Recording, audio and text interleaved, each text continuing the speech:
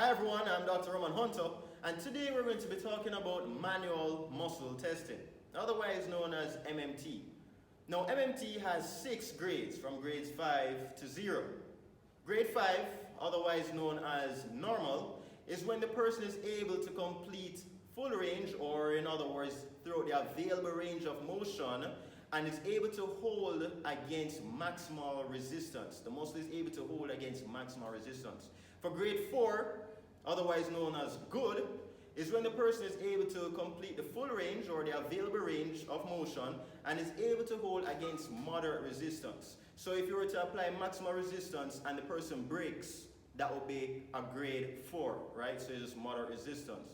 For grade 3, otherwise known as poor, or fear rather, my apologies, is when the person is able to complete full range without manual resistance. So they're able to complete full range or go through the available range or go to any range just against gravity, in a gravity maximized position, all right? For grade 2, otherwise known as poor, is when the person is able to complete partial range. They're unable to complete the full range, just partial range, or you put them in a gravity minimized position and they're able to perform the full range in a gravity minimized position. All right. For grade 1, otherwise known as trace, is when the person just has a palpable contraction or a visible contraction. And for grade 0 is when there's no visible nor palpable contraction occurring in the muscle. And 0 is otherwise known as, you guessed it, 0. All right, so when performing MMT, you want to make sure that the body part is exposed. You don't want to have it fully clothed or you have bulky clothing over the area that will limit the range of motion, and you won't be able to see any visible muscle contraction occurring. So you want to make sure that the area is exposed and you drape them accordingly. All right. Now, in terms of, just before we go, I just want to also mention that for some joints, there may be some arthritic changes that will affect the range. So the person may not be able to perform full normal range of motion just because of arthritic changes occurring within the joint itself. May also be due to capsular issues or some internal derangements occurring in the joint. So you allow the person to take the limb through the available range that they have within their capacity, through the available range, or you take them to the end of their range. They're able to take themselves to the end of their range. And you perform the test within their available range that they have. All right, so this is MMT, manual muscle testing, that we'll be talking about. Thank you very much. Today I have here with me Colin Armsley, and we're going to be doing MMT, that's manual muscle testing, for knee extension. The primary mover for knee extension is a quadriceps group of muscles. The secondary mover, you have other movers of knee extension. Another one in particular is the tensor fasciae latae. All right. Now, the starting position for the patient, he'll be in a short sitting position, as you can see here, and the surface, the thigh, is fully supported by the surface that he's sitting on, and in an upright position. And the feet can either be supported by the floor or it can be dangling. It depends. If the feet are supported by the floor, then they offer more stability, more support, and balance for the patient. If the person has a little bit of problems with regards to balancing, you'd want to have their feet ideally flat on the floor. All right. However, if the bed is high and they have nothing else to sit on that will rest your feet properly on the floor, and they have no problems with balancing, then they can be in an upright position with feet unsupported or independent, as some people will put it. Now, the stabilizing hand would be under the knee, and the hand that will be performing the resistance would be the distal leg.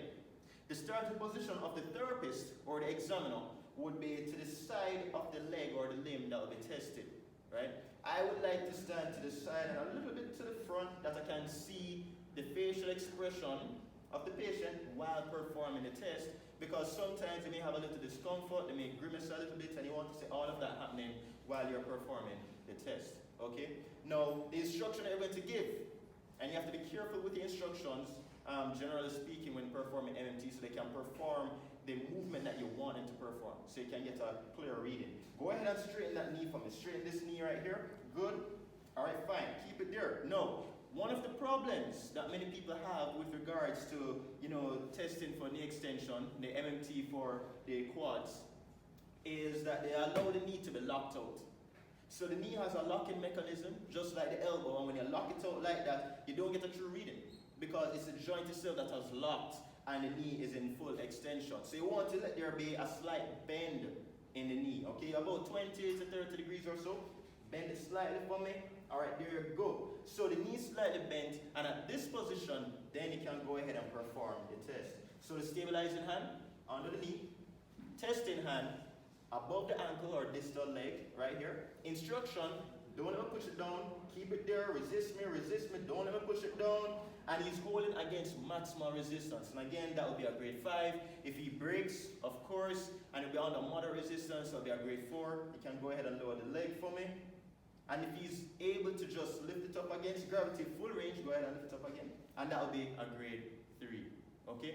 Now, there are other positions for the other grades, which I'll be showing you shortly.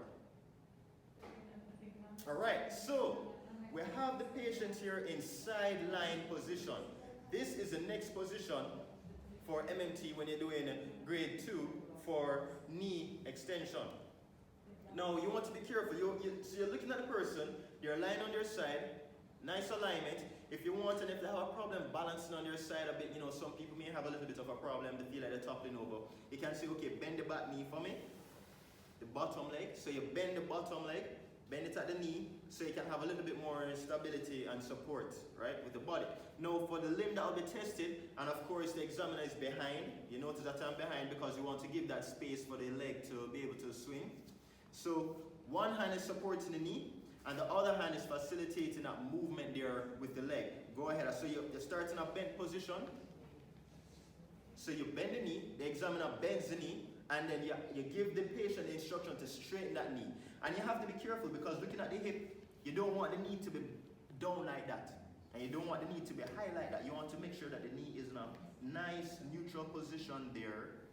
And you bend the knee, you want to make sure that you start in a bent position, in a flex position, because what you're going to say now is go ahead and straighten that knee for me. Go ahead and straighten it, and you're able to complete the full range. Right, relax. Good.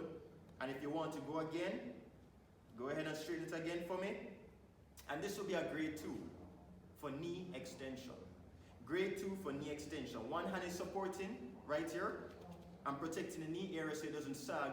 And the other hand is providing or facilitating the movement, this hand right here, by the distal leg. Okay, so we're going to ask the patient to go on his back now. Go ahead and line your back for me.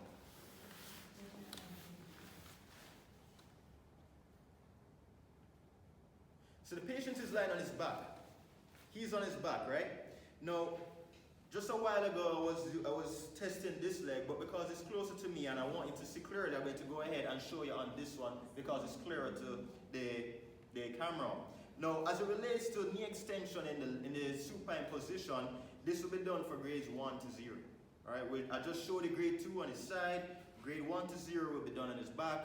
And the instruction that you're going to give is go ahead and press down. You can ask him either to press down or to straighten.